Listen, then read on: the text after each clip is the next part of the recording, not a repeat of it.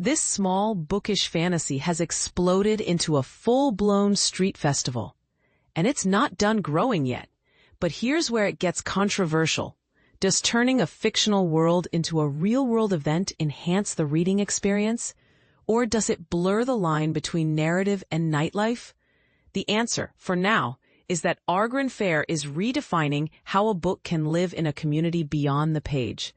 The Argren universe comes from local author Ross Hightower, who created a fantasy realm called Argren for his spread-song Saga. Its true home, though, is in Riverwest, at Black Husky Brewing.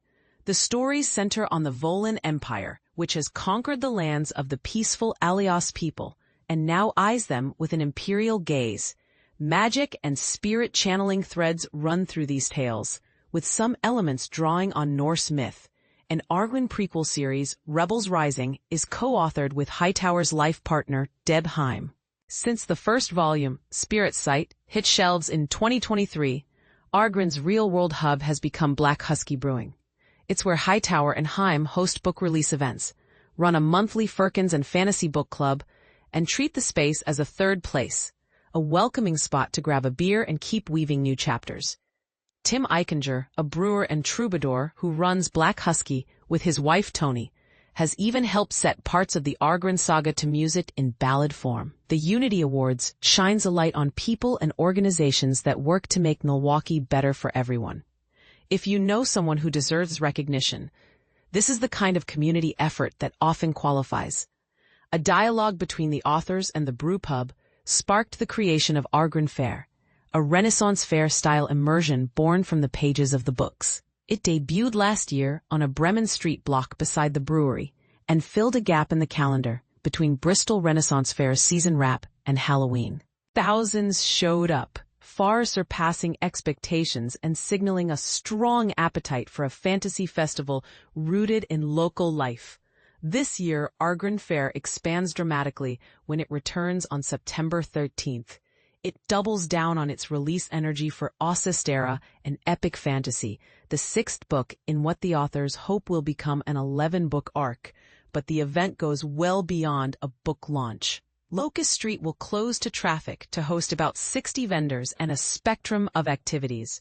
Attendees can hunt for clues in a scavenger hunt drawn from the series, stroll an author's alley featuring a lineup of fantasy writers, and watch live-action role-playing by Deeplight LARP.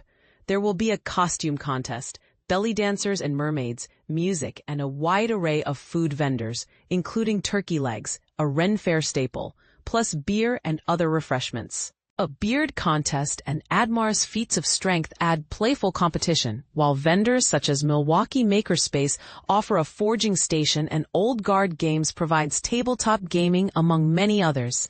The day ends with a scattering, a communal sing-along led by a group of musicians. The fair mirrors the progressive spirit of Riverwest. Heim describes the Argren books as telling a story of witches and rebels fighting an evil oligarchy, a narrative she sees as highly relevant today. The event emphasizes local arts and community, aiming to bring neighbors together. Heim also notes the books feature a generous cast of queer characters and that the Alios culture centers on mutual care and support, a value they want to celebrate in the festival too. Tim Eichinger envisions Argren Faire growing to resemble another one of the neighborhood's major gatherings, the Locust Street Festival. If that trajectory continues, Argren Faire could become a day that rivals Riverwest's own big street events in scale and impact, offering a one-of-a-kind blend of storytelling, performance, crafts, and community forging. Argren Faire runs from noon to 8 p.m. on September 13th and is free to attend. For more details about Argren and the books, visit http://www.rosshightower.com.